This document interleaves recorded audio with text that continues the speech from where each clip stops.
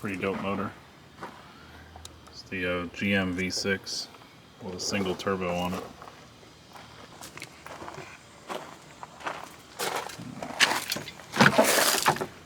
Interesting cars. Smells like an old Volvo. Got high bolster seats too. It's pretty cool. 5-spoke Saab wheels. Oh, I was going to pull the handle, but there's no handle there.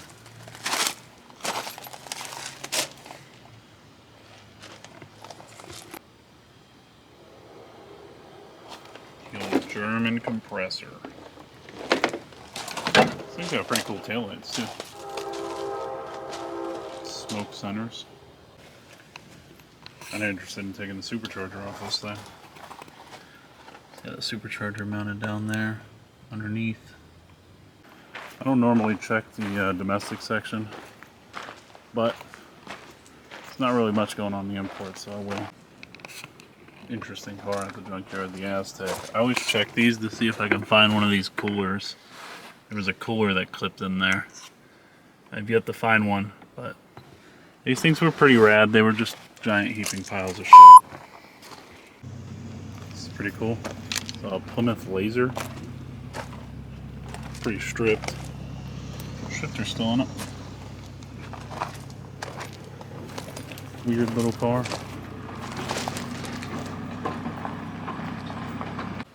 I was actually coming over to the Ford section to see if I could find one of these Ford Focuses, because they're 4x108 and some of them have some pretty rad wheels that might be decent for my my Porsche.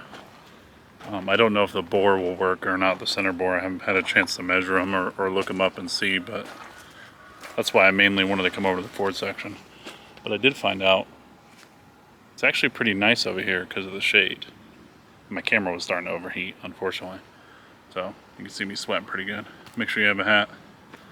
It's pretty good when you're out here in the sun. Oh, speaking of Ford Focuses, there's one. Those wheels aren't that not that good looking. They probably actually weigh more than my wheels too. Oh, it's a manual though. Look at that. Well, this thing's pretty clean inside. Interesting. What if I get junked? 5-speed manual. There's a little bit of damage, but I don't think it would be totaled for that. Maybe something catastrophic went wrong with the engine. It does have some rust underneath, which is pretty unusual for cars in our area. Give you a better representation. So that's what that looks like. A lot less rust on it. You come over here to a little newer 2006 and there's almost no rust at all. So one of the benefits to living in Western North Carolina area. I think one more thing before I go is this car right here. Spin around. That car is destroyed. Oof. I'm gonna judge by the fact that there's no paint transferred on this. It was probably a tree that they hit. Oh, this is an old cop car too. I wonder if it was a cop car when it wrecked. I'm not sure. It might have been, judging by the fact that all the windows are all gone. It's like something got... On that note, I think I'm actually going to roll out of here. It's pretty hot. There's nothing I really need. Thanks for watching the video. Like I said, stick around if you want to see my toolkit. I'm going to add it to the end of this. Thank you. First things first, this is the CLC work gear bag. Just cleaning out my tool bag. I figure I'd go over the tools I take to the junkyard. This is a pretty good bag. This is from Harbor Freight. It's really inexpensive. It holds a lot of tools. What I like to bring with my kit, pretty much the basic tools I'll need. I have some obscure stuff here that's just like torque head sockets and stuff. And then I also take a set of Allens, And then since I like Volkswagen's European stuff, I have a triple square set I bring as well. So any European technician pretty much needs triple squares. My whole socket rack, I like to have an open socket rack that just holds the sockets on. It's a little bit easier to work with at the junkyard, less likely to lose. I don't like the fold out, flip out kits. They're easier to carry, but they are way easier to lose your sockets out at the junkyard, especially if you're at a gravel junkyard where it's hard to see a socket once it lands in the gravel. That's pretty much a no-go for me. A little flashlight in case you need to see somewhere. This thing works pretty good. I have my battery ratchet I'll take with me almost every single time. You want to check your battery, make sure your battery's good.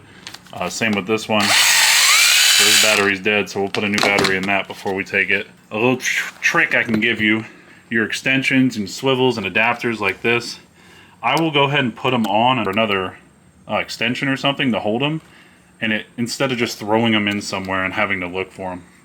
Like I have my 1/2-inch swivel, it's just stuck in an extension. My 3/8 swivel stuck in an extension. You can actually throw extra batteries in the side too. I also have a set of these in case a wheel's stripped out. These are for stripped lug nuts and stuff. Helps me get that out. Another thing I do is I don't really bring my 1/2-inch impact unless I'm going to be doing like big parts or pulling wheels off. An adjustable wrench, I don't bring a wrench set. I have one pick. I have a P2 and a P1 screwdriver, one flathead. In here is one pry bar as well. I have a pair of channel locks, a pair of needle nose pliers, and a pair of dikes.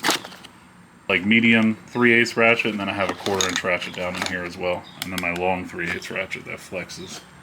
That's pretty much all you really need, unless you're pulling like obscure stuff that you know you're gonna need.